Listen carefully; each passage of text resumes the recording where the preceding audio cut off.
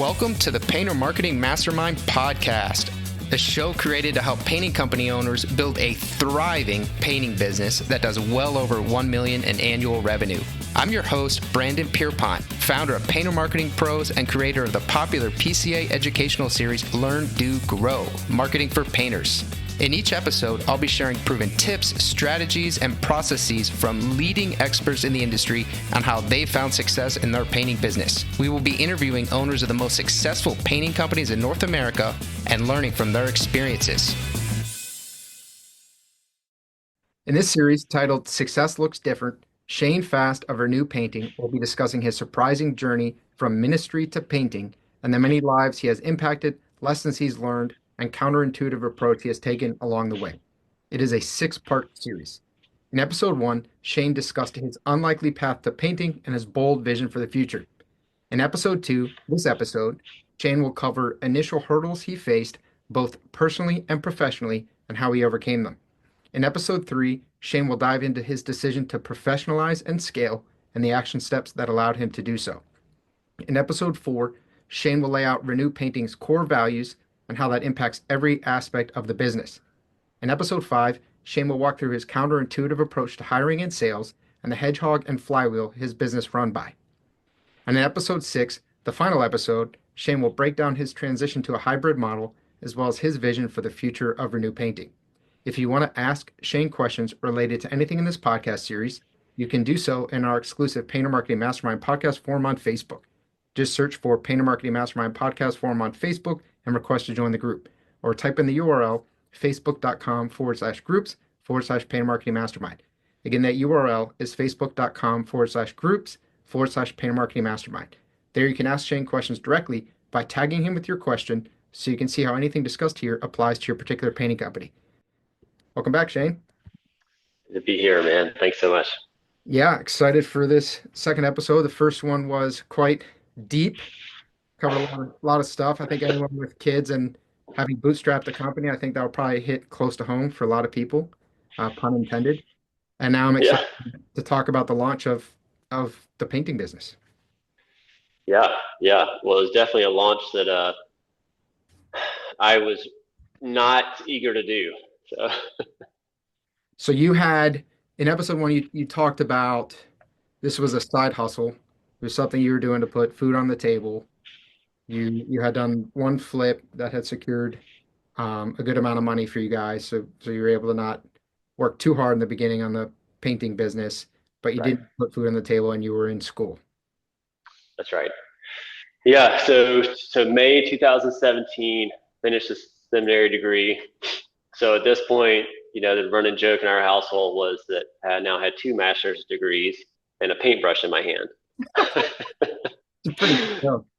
So it's like, okay, God, what are you doing? Where are we going with this?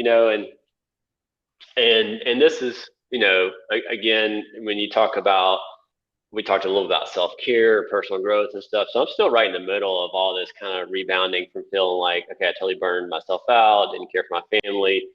So as we looked at these different opportunities, we went to DC, Chattanooga, Tennessee, a couple places in between is, hey, maybe these are good landing spots for our family. Some pockets of these cities are impoverished and the church has a vision to engage that. And we kind of decided we only want to do this as a part of a church because I didn't want to run that risk of not having some structure and care, versus just pioneering ourselves, just a kind of, I guess, a little bit lack of trust in myself to just to do that and not get lost in it again. And we just didn't find the right fit. Looking back, I kind of wonder if I had a little bit of maybe some mild depression or something, self-doubt that was kind of leading me to find a hole in every opportunity, and say no to it. But, whatever the reasons, it just stuff didn't work out, And so we're sitting there, in late, mid 2017, still painting, later 2017, still painting. And so I was kind of like, well, if I'm going to be doing this, I may as well make a little more money off of it, and have a little more fun doing it. So one of my good friends up there jumped in with me, and he painted right beside me, and we started, just kind of growing it there. At the time, I still had a desire to get out of it, and so I thought, well, I know how to do sales. Maybe I'll get a sales job, and um, and we had an interest in moving.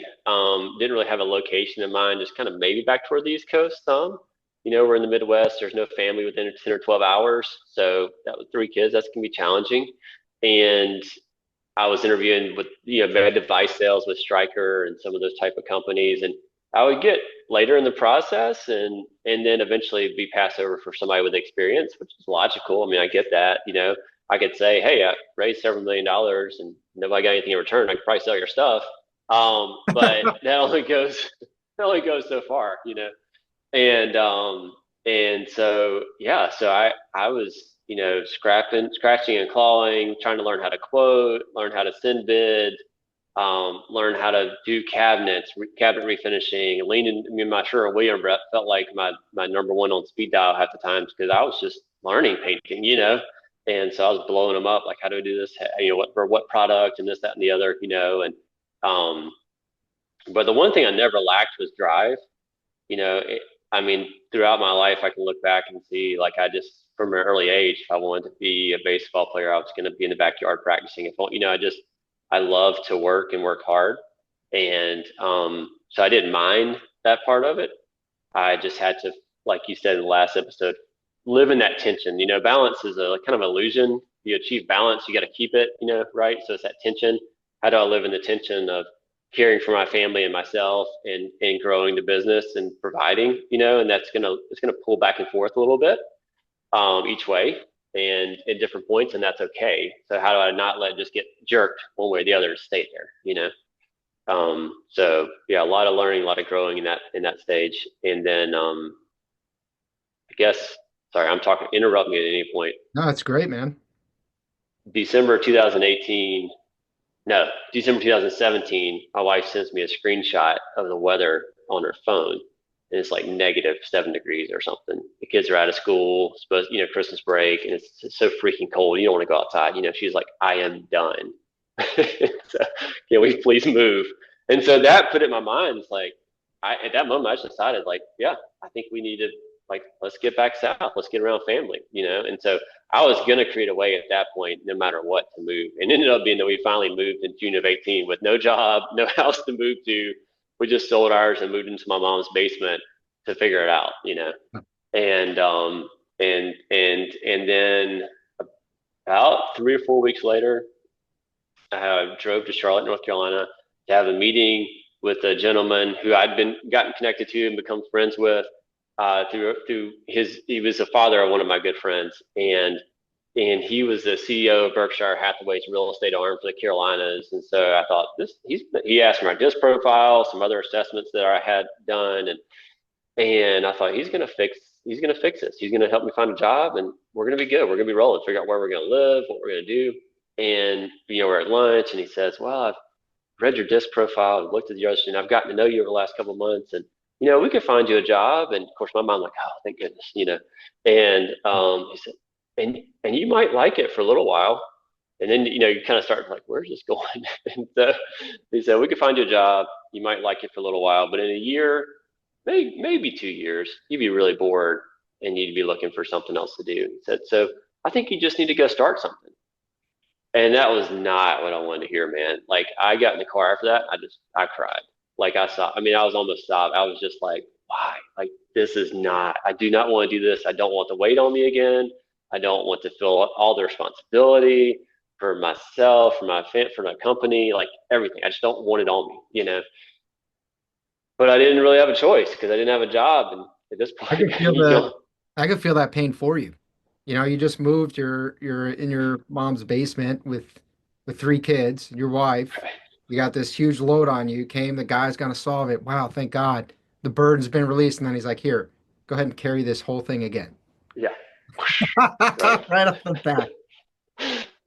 Yes, man, I that was not what I wanted. And so I relented. Decided where we're gonna move. We moved. So Labor Day of 18, we moved into the house we're still living in now. Same city, same house and everything. And, started the whole process. We had already named it. We decided to name Renew Painting. I wanted something that conveyed a little bit of like God's, renewing the world, and we're going to be a part of that. We're going to be a part of making things new, and have a purpose and a vision for what we're doing. And so, was excited about that part. But when the reality hit the ground and we're here, the honeymoon phase of kind of getting the house fixed up is over, and it's time to go back to work. That was hard. That was really hard. Not in the sense of like how do you, finding customers and all that. Yeah, it's almost the hardest part was getting over that mindset of like, crap, is this what I'm really doing? Is this what I'm really? And you got to realize I'm also in the city where I went to college. And I went there because I got an academic scholarship and a football. Kind of rounded out my scholarship. I, I didn't necessarily know anything about the school when I went there, but a lot of like lawyers and doctors turn out of there. And so I'm now rubbing shoulders and meeting people out and about that are like highly successful, and they've been doing their jobs and their careers for 15 years, and I'm starting over. And so it took really that framing in a book called The Dip. I think Joel Kotkin's the author. It's one of my favorite. It's like super short, small books, one of the best kind. That's Easy to read. And it's it helped me get the framing for, okay, they've been doing this for a long time. Like I was kind of already through the hardest parts and on the other side in ministry, and now we're starting over, so I'm gonna have to do that again. Um, and so that was helpful to hang in there. But at some point, I realized probably 6 months after that, or 8 months, and the way I realized it was because I was having trouble making decisions, and I'd always been ready, fire, aim. And all of a sudden, I was like, aim, aim, aim, maybe fire. It was weird. It was really weird. And I realized, like, I think that's a symptom of being maybe a little bit depressed or just off kilter. And so I kind of addressed that, did some counseling, kind of just retooled, and that really set me up come like 2020 to say, okay, let's actually give this thing a go, and let's actually really try to get after it and see what we can do here. So it wasn't that I wasn't doing anything before then, but it was kind of me bringing a couple guys in here or there, and not really any minimal professionalization. The most professionalization we have is a nice website and sending the bids via email versus writing on the back of a business card. And no job costing, things like that. That all came later. So yeah. Yeah, I have a kind of a similar story. I can relate to that discomfort that you felt, being back in the city where you went to school and you're out there painting and maybe feel a little insecure, like, hey, maybe I should have just been a doctor or a lawyer. Because I was in finance, did investment banking, did private equity, was making really good money for a young person. Then moved to Costa Rica, did some personal journeying. Came back, was a CFO of a software company. So again, making good money, living in a pretty nice apartment complex. And then I went totally off the rails, right? I'm gonna be an entrepreneur. And I started that auto detail business that I had mentioned. I went from, living in this nice apartment to we had to downgrade. And then I came to the apartment and was cleaning the cars myself of like the people that worked at the front office. Right. So kind of like intentionally quite the downgrade, if you will, in my personal life. But it's for a bigger purpose, right? It's playing the long game. So I that's think right. it's so easy to look around and be like, man, they're so successful. But maybe they also hate their job, right? Maybe a lot of lawyers are not particularly happy people. And so one of my friends kind of gave me some encouragement during that time. But if anyone's listening, and they're kind of starting out the painting company, or maybe they left an easier path or a cushier path, or they feel behind their peers or whatever it is, you're probably on the right trajectory. It just might be a little bit uncomfortable for a little while. Yeah, I think that's well said. I mean, it's yeah, as you can keep that end in mind, then you can deal with the. There's no, because for me it was a little bit of a struggle, and I don't know if you felt this, but almost like I wasn't actively embarrassed, but there was part of me that was like, I'm literally painting this person's house that went to school a couple years after me. They're younger than me, and they're paying me to come and paint their house. Like me, I'm doing the painting.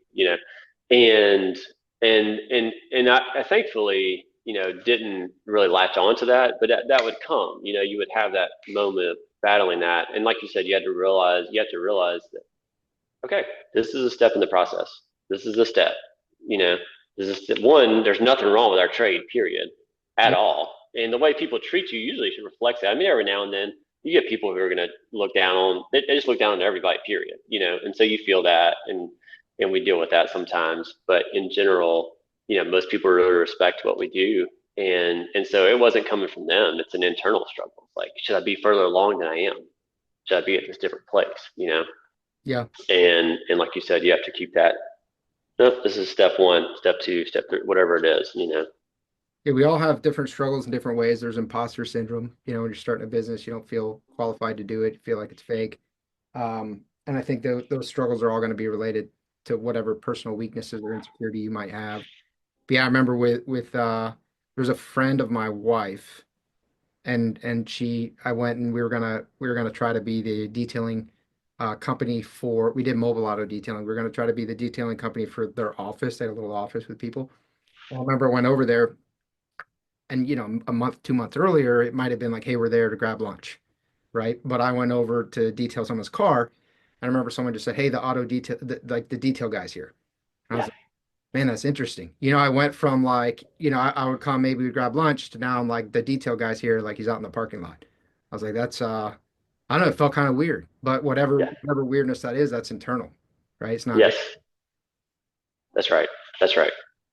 But I think imposter syndrome is extremely common among people who are maybe on their first venture, or maybe they've had ventures that have failed, and now they're on a painting company, and maybe it's even going well. But a lot of times when things are going well, that can be the scariest time, because you kind of feel like, well, I'm fake it, but people don't know. I don't know what I'm doing. And so this thing's going well, but it's going to be really bad when they figure out I don't know what I'm doing, and it's going to fall apart. But kind of a newsflash, nobody knew what they were doing when they started. So if you're listening to this podcast, if you're going to PCA events, I'm very big into PCA events. If you're doing these things to upskill yourself, to educate yourself, then you know a lot more about what you're doing than the vast majority of people who run businesses. So, Yeah, that is very true. And I even feel that way being on this, to be sure. honest. I'm like, really, why me? Like, what? You know, and I think, yeah, the perspective of, okay, because I'm learning and I'm still learning and I'm growing and let's just talk. Yeah. but, but yeah, no, I definitely struggle with that even, still. Um, yeah. So it's 2020. You're now committed to this, at least physically. Mentally you're having some reservations. Uh, let's talk about that. So there's a learning curve. But you've decided this is what I'm doing. My Yeah, ticket, my like ticket out of this thing was not my ticket out of this thing. So now I gotta triple down on what I'm doing. that's right. Yeah, and I would say by that point mentally I was in there. I was like, hey, let's go do it. I didn't necessarily have the tools that I have now, or that I got even the next couple years after that. But I wasn't really connected to the PCA at the time. I knew of it being from St. Louis area, for years. Like, I mean, I was aware of its existence, but didn't have a lot of the spreadsheets or whatever fun stuff that we track every cent on now. But yeah, so I was pulling people that I got connected to in and teaching them how to paint and slowly growing a team. And so by the end of 2020, I think we had, three other people on the team with me. At the time, I was still, we talked on the last, I talked offline a little bit about learning to say no. At the time, I was still being asked a ton. Well, can't y'all do renovations? I've heard you did that in Illinois, with the house flipping and other stuff. And so, that's when we started what ended up becoming a Renew Home, which is the renovation side of the business, which ran for a few years. It still runs.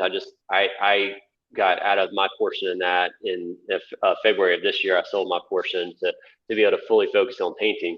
So we're kind of juggling some of those things as we're growing painting, which I'll be honest, looking back, I would say probably um, did not stunt, but let's maybe just say it hindered a little bit of the growth of the painting business. Being focused on multiple things. Um, they helped each other. They did. So I would not say, "Hey, that was a bad idea." I never would say that. Just say, "I can see where that, like, maybe if I'd have really understood painting strategy and professionalization at that point, could have taken it a little different direction quicker." So, But yeah, at the time in 2020, all I really knew was we need people. I can sell jobs. We can do work. I can teach them how to paint. We need people, And so that's kind of how started that ball rolling at that point. I mean, the cross sell opportunity is there. Obviously, if you do other things 100%. already in the home. But if, sales is only half, and I would argue as you start to scale and find success, it's actually far less than half of the battle. The battle is really the operations, the leadership. How do you actually fulfill on what you sell? Right. That's exactly right. Yeah. Yeah. It's that shiny objects right in front of you, and it's not all bad. It just might not be the best opportunity. Yeah, 100%. Okay, so you're all in, you're focused. Um, I guess what are the first steps that you took when you decided, all right, I'm diving in, and you emotionally came around to it, you became okay with it. What was your action plan? You know, I, again, at the time, I really didn't have, really didn't have.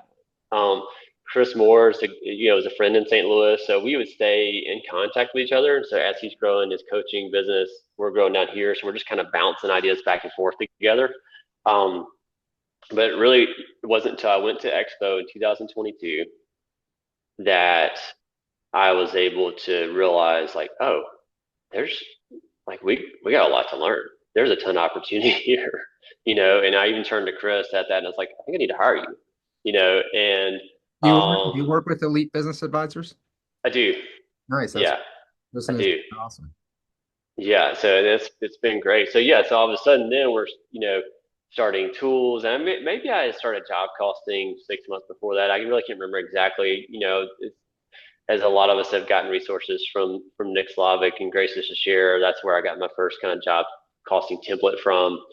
And so I was trying to make sure I knew that we were being profitable. We weren't just like, hey, let's just try to paint a ton and hope we make some money. I mean, I was tracking the materials and everything on the jobs, but then started to put some more robust stuff to it. So I guess I would say strategy wise, I did realize, hey, I need more people.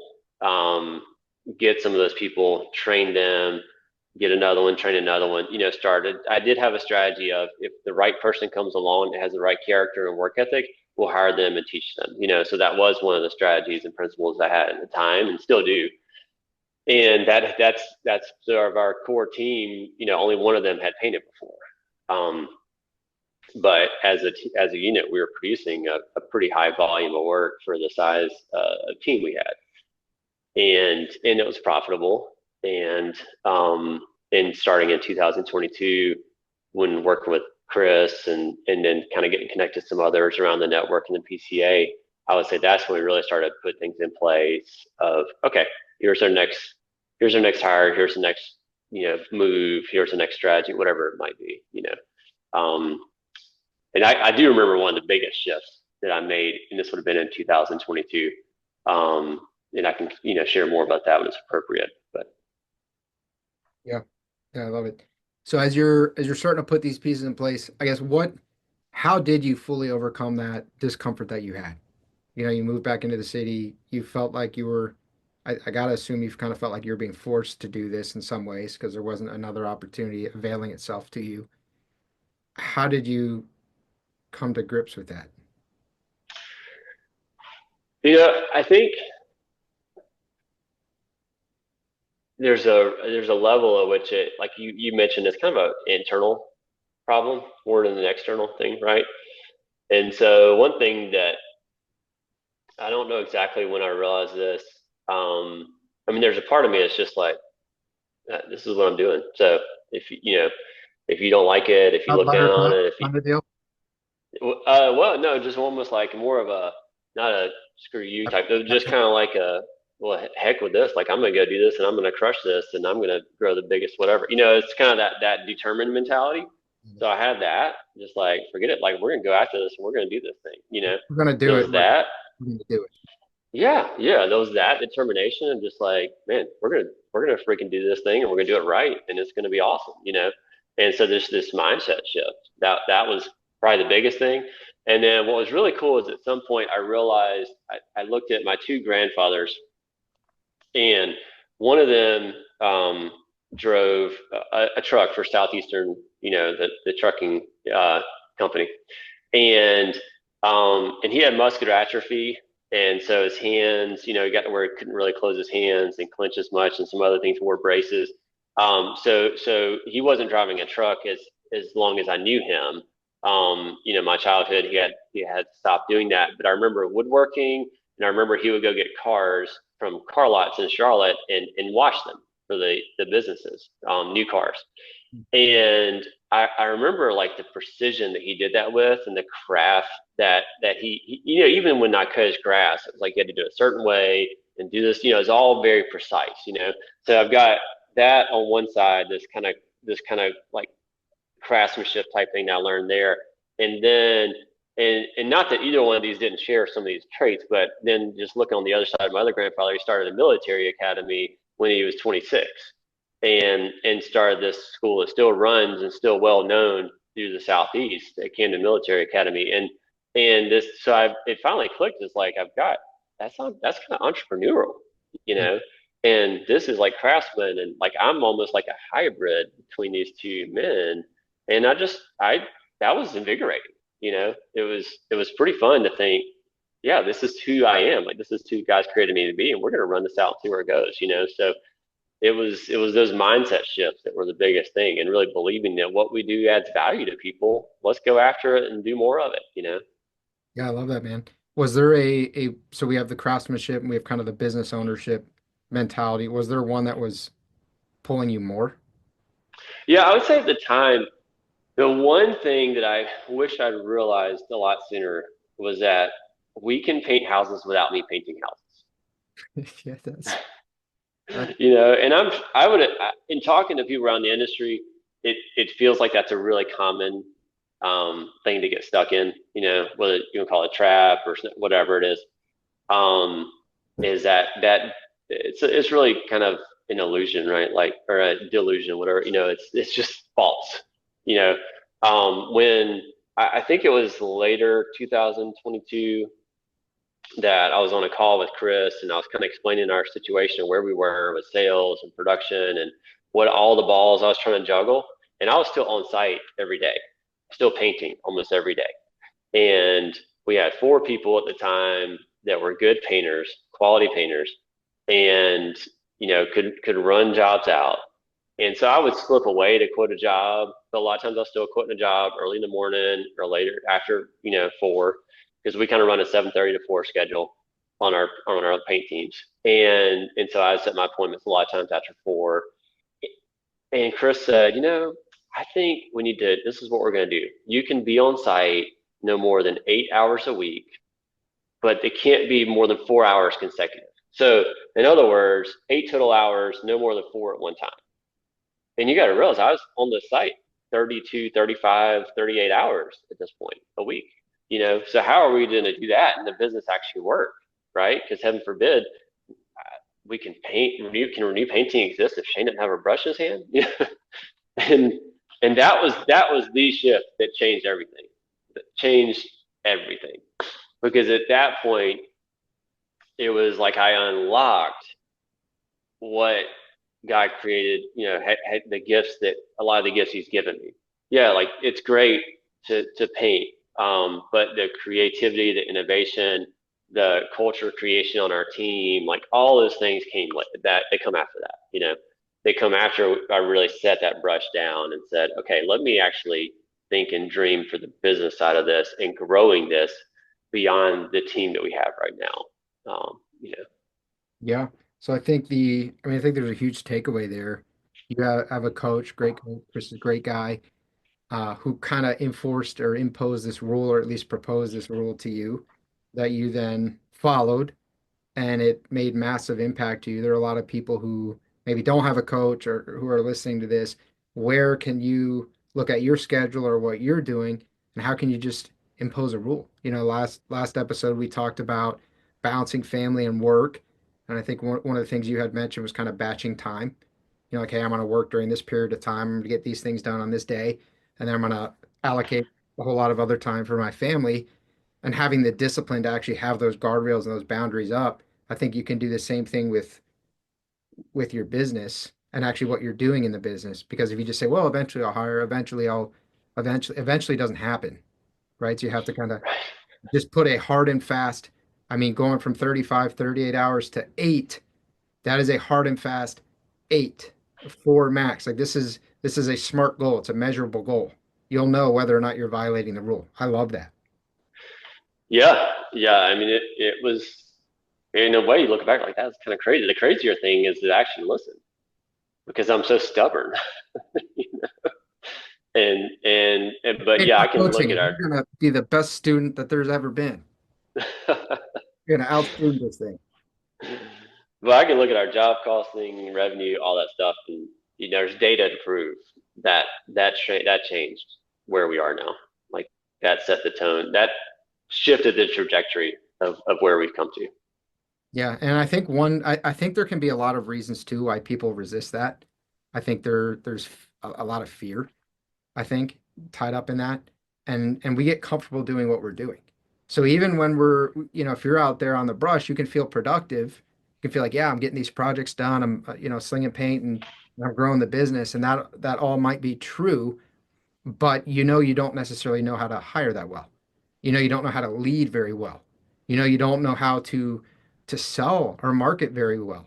And so you're worried because if you actually replace yourself with a painter, you need to make sure that the profit margin's there. So in some ways it can be easier, more comfortable to just stay in this zone that you don't necessarily want to be in and say, well, I'm just too busy or there's not enough help or this is just where we're at in the business.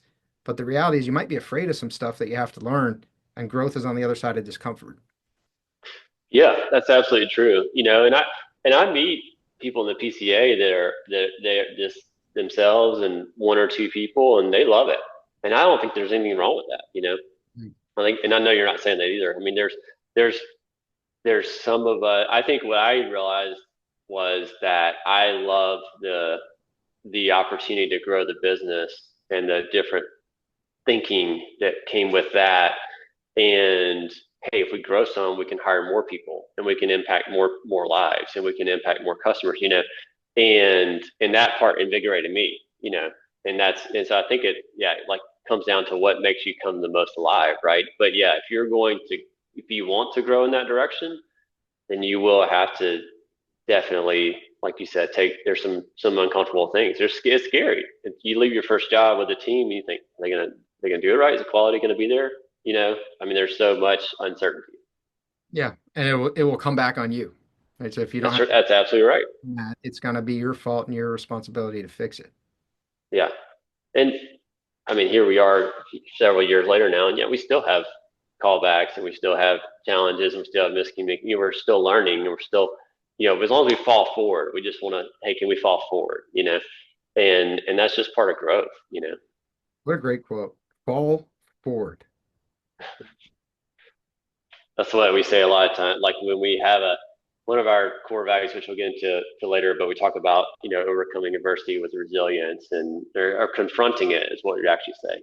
We're going to confront adversity with resilience. And, it's, that's, that's kind of our way. A lot of times we say, well, at least it fell forward, and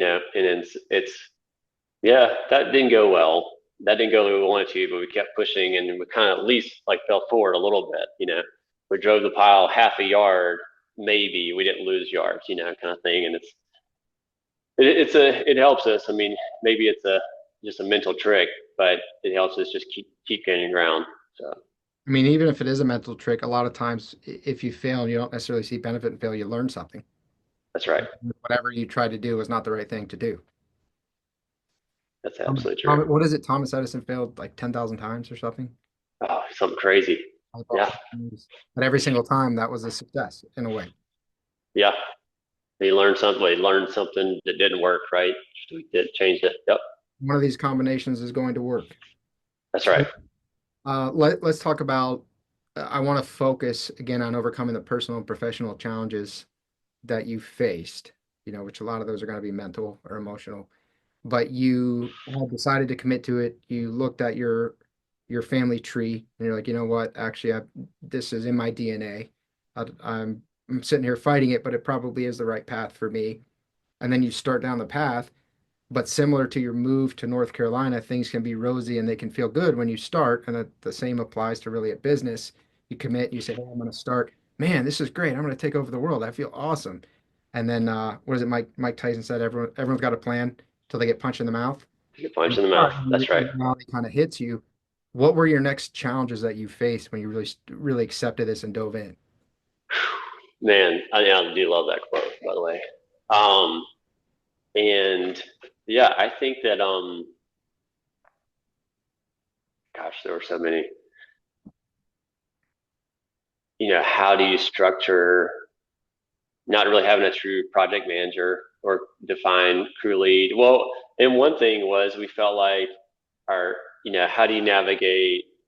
You got three people that have worked together for a few years, and then you try to make one of them a lead, where the other one's, a better painter. Then you got egos involved, and so you're pulling out disc profiles and kind of like, how do we get this person to realize that this is actually a win for them because they don't really want to be doing this, And and this so. would be so easy if it weren't for people. Weren't for the clients, and if it weren't for your team, man, it would be a breeze. And it's funny. I hear people say that, and I'm like, man, but It'd be and I boring. know you feel this way. It's why we do it, right? It's Not like, inspiring at all. it's. I mean, and yeah, I know we're on the same page. It's like I hear, if I could just do it all myself, and I'm like, man, how miserable would that be? Yeah. Like, I'd much rather fight through these team dynamics to get on the other side and to see the joy on somebody's face when they're in their element and they're thriving. Yeah. It's totally worth it. So yeah, so it's figuring out how are we going to do. It's like, all right, well, let's keep job costing real stringent. Let's keep. I mean, we're still, I'm 4 or 5 years into it, so I'm still learning different product stuff. I remember at one point we were, and this isn't a knock on Sherwin, but we were using emerald urethane for kitchen cabinets, and it just wasn't really holding up well. And they've since come out with some other products that are really good, but at the time, we didn't feel like there was a solution there. We could look over here, and so I was just like, oh my gosh, like this is one of our key lines of business, and what do we do? Like, I don't want to just give it up, but I'm getting so many frustrated customers. So we just, we find an industrial wood coating, so the Malaysians, renters of the world kind of thing, and so it's, something where, so it could be some of those things where it's a hurdle like that. It could be simple as, hey, there's this thing called Roma Bio. What is this? Maybe we should learn this. And so I, Sherwin learning how to leverage the Sherwin-Williams reps even more, like they're wanting to be actively involved. So let's test. They've got, okay, you do have a new product. Let's test it out. Let's learn, about X, Y, or Z from you. And so I think learning to leverage those relationships as resources was huge. I mean, we've given our Sherwin Williams reps so many different gifts and store managers and things because we're grateful for like their effort to help us grow. We're grateful for our Ben Moore as well of recent. They've come alongside us and um, I'm sorry, man. This is my ADD getting this way off track here, but I think it's you know everything from the office side. When do we need an office manager? When do we have enough money to pay an office manager? Do we have full-time hours or is it part-time? How do we do marketing? We actually need to do marketing because now we've got enough production that's outpacing our sales.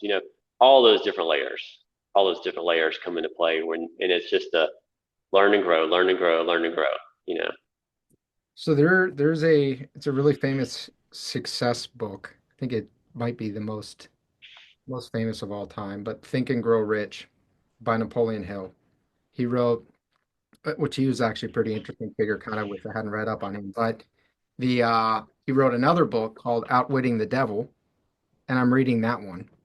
And one of the things that he talks about is working with other people, right? How kind of trying to be a lone wolf, do it all yourself, which a lot of entrepreneurs naturally fall into that camp, is really ineffective, inefficient. And so when you talked about leveraging your Sherwin rep, who I think that's a vastly underutilized resource. That's why they are there. They want you to that's succeed, right. sell you more paint. I mean, they're all on board. They typically are going to have good experience and knowledge.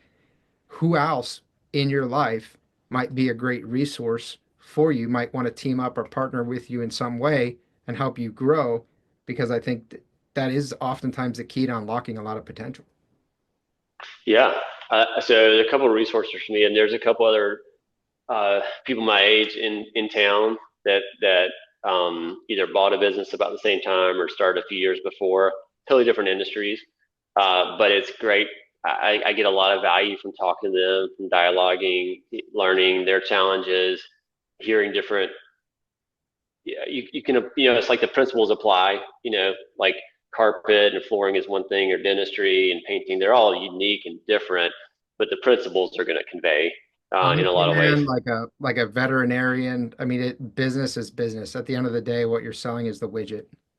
That's right. That's right. So that's one. I mean, the coaching, like I mentioned, working with Chris, um, giving, we value our team's input a lot, so trying to give them voice and saying, hey, like, this is what I'm thinking might work on this job. And so I quote it. I want to learn, like, tell me if it's way off on the sales side or if this was just a crazy idea, or it might do something and they'd say like this, we don't ever want to do this again. Like I never want to use either that product again or this work on the substrate or whatever it might be, and actually listening to them, and learning from there. We are blessed to have a great office manager who's moving into more and more of an operations type role. And so just tasking her with, hey, can you figure this out and learn this? And, just really trusting your people is a big one. And then in the PCA, it's developing the web of relationships across the country. And I've got people that now still do it. We just landed a commercial contract and I spent a decent amount of back and forth with a friend in Montana to learn, like, hey, am I looking at this the right way? Is this crazy? They want me to paint a light pole. How do you paint a light pole? You had to get a lift, right? I mean, so it's kind of like just sometimes it's the most random stuff, but if you have a resource that you can grab that's going ahead of you or going alongside you, those are incredibly valuable. 100%. Yeah, I'll plug the PCA, Painting Contractors Association. They host a lot of events. Their annual big one is PCA Expo, usually in February, but they host a lot of other regional events. There will be a lot this fall. If you haven't come to a PCA event, make sure you come to one. You can send Yeah, me absolutely. Brandon at PanAmericanPros.com. I'll send you a list of them. Make sure you get there. Cool. Yeah. So networking with people, going to events, bettering yourself, having this contact, this network of people that if there are random questions, you can actually float it by versus you trying to guess or find something online that may or may not be accurate and going with it and succeeding together. And nobody succeeds alone. We're all standing on the shoulders of those who came before us. So Absolutely. the kind of self-made person is a myth. That's right. Yeah, that's absolutely true. So then so I guess what challenges, either personal or professional, are you maybe still facing that you're still working through right now? Well, right at this very moment, we have had a production problem in the sense that we got a lot of work sold. It's like, how the crap are we going to get it done? I've got a project manager that's newer. We're going to hire another one. A month ago, we hired and fired one within 4 days because just made a bad, made a bad decision. Had to step back and autopsy our entire hiring process. Like, how do we miss these things that should be really freaking obvious? That was really humbling. In there. It was really humbling. Like, what in the world? Do I not know anything about her? And so, okay, let's autopsy the process. Let's do it differently the next time. Um, we are running a hybrid model now, which I know we're going to get to in a later episode, but we had 9 W2 painters last year. Now we've got 3 in subcontractors, but we don't have enough subs or enough paint. We got to have more of something. But when you feel like, man, we're needing to hire these other, like, how do you then also add a potential painter that you have to train, and so it's apart from all that, there's an office that, I bought this house to turn into an office last year with the assumption that 2 businesses are going to be in it, not one. And as part of selling the other business, I said, hey, we'll cut the lease off. You can move out if you want, and no ill will or whatever, but it's just a better situation for them to find a different space. But that puts me personally in a bad financial spot. So now I have that running in the back of my mind, right? Like, do we rent these offices out and bring another random business in here just because I need a little income, or do we just suffer it out of the painting? Painting just pays a lot higher rent than we should be for our size. So I mean, it's definitely those are all. I mean, that's a very first world thing, right? Um, but there is a reality. I'm responsible for providing for my wife and three kids. So I have to make wise decisions. And so it can be anything from, okay, this guy's coming on as a project manager. Do we let him drive his own truck, or do we buy another vehicle to put him in right away? I mean, all those, there's always decisions. Um, and so, yeah, I feel like we have a lot of challenges, which means we have a lot of opportunity, a lot of opportunity to learn, a lot of opportunity to grow. Yeah. So one of the things that I've learned about entrepreneurship through reading, listening to podcasts, and then my own personal experience, which has helped me just kind of keep this in my mind, is that entrepreneurship is about solving problems. So we sort of set out that the business is to solve some kind of a problem, whether that's being a reliable quality painter in your area, or whether it's some other kind of problem that you're solving. And then the problems just start from there and they never actually stop because that's entrepreneurship. Even if everything's running perfectly, well, there might be some additional problem that you want to scale more, right? Maybe there's some other thing that you want to do. So when I kind of run into hiccups or decision points or like, okay, now this business is leaving and do I pay more rent or do I bring in another business? How do I handle this? I just think that's my job. I'm an Yeah. entrepreneur. Thank goodness. Thank goodness I have problems. Yeah. It's helped me personally. Yeah. No, I like that. I mean, it's, and problem solving, yeah, sure, it has a lot of stress to it at different levels and different points, but it's also really fun. I mean, like Puzzle. I think it's fun. I find a lot of joy in it. Yeah, I've talked about Alex Ramosi a lot because I just like him a lot, and he runs a podcast called The Game, and he's a highly successful businessman. But the reason he calls it the game is because the people who are playing business the right way view it as a game, Hmm. which is hard to do, especially when you're starting out. Like we talked about putting food on the table for your family, that doesn't seem like a game that I'm interested in playing. I want to make sure that they have food on the table. It's Right. to me at that point. But as you kind of start to scale it is a game. I mean, we live in a country with so much opportunity that basically all of us could go out and get a job somewhere, doing something, right? And we're choosing to go this, some would argue, kind of psychotic path of business ownership, of entrepreneurship, of taking on all this stress. There's a reason we're doing it. We're called to do it, and it doesn't go any worse, and it usually goes a lot better if you kind of take this element of gamifying it a bit. Be like, you know what, it's a privilege. It's a privilege to be able to play this game. It's a privilege to be able to fight this fight versus, oh man, woe is me. There's so many problems. Entrepreneurship's so hard. It is hard. It's part of the game. Yeah, that's so interesting. I love that analogy. The word I use a lot is competition. I'm very competitive, and I really don't. But it's one of those things where I don't really measure myself against. You could ask like, "Oh, what are the best pending companies in your area?" And I'm like, I have a little bit of an idea, but I'm not positive, to be honest, because I'm not really studying them. I'm studying ourselves, and I want to get better and better ourselves.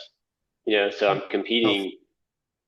Like the competition is, the revenue each month and the job cost and the gross profit. Those I don't. I'm not.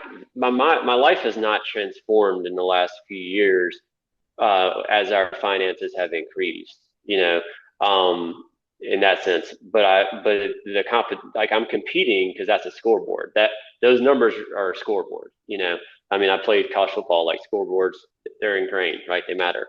And I love to win. And so for me, I wouldn't thought about gamifying, but that's kind of what I do. It's just a competition. It's like, well, okay, we got this crazy month in May. Let's figure out how we're gonna do it. Let's do it. And that's the kind of attitude we try to have around the office is let's get after this, in a hopefully healthy way. It's got to be a healthy way. Yeah, no, I personally love that. Like I like playing, I like competing, I like the game of business. I think it's fascinating. And I like seeing if I can do better than I did the past month, right? Can I continue to grow the business? Can I do better next year? Where can we go? But I Yeah. think it can be misconstrued and sometimes it's accurate. Depends on kind of who's the approach that people are taking, but it can sometimes be misconstrued like, well, it's not all about finances, right? It's not all about your revenue or there's other elements of the business, but that's what you're passionate about. It's what I'm passionate about the team. But there is also the element of, hey, I want to see what kind of growth we can do. I want to see how many lives we can impact. I want to see how many No homes, doubt. see how many people we can hire. It just depends on what you want out of your business. Yeah, I mean that's absolutely true. I remember talking to Jason Paris last summer, and as we switched to the hybrid model, one of my struggles was, so hey, well, I don't want to lose the opportunity to create culture and this, and he said, well, but think of it this way too, like if you're not able to produce the work that you could sell, then that's that many more people that you could be giving a great experience to. And so there's always a way to step back and look at something as an opportunity to impact more lives. Like the reality is, if we're doing this the way we want to be doing it, and we grow, if our competitive nature helps us grow or whatever, like we're looking at it as a game and it gets bigger and bigger, then that just means we're impacting more people, Yeah, you know, and that's a tremendous opportunity and gift to be a part of that. absolutely, man. I love it.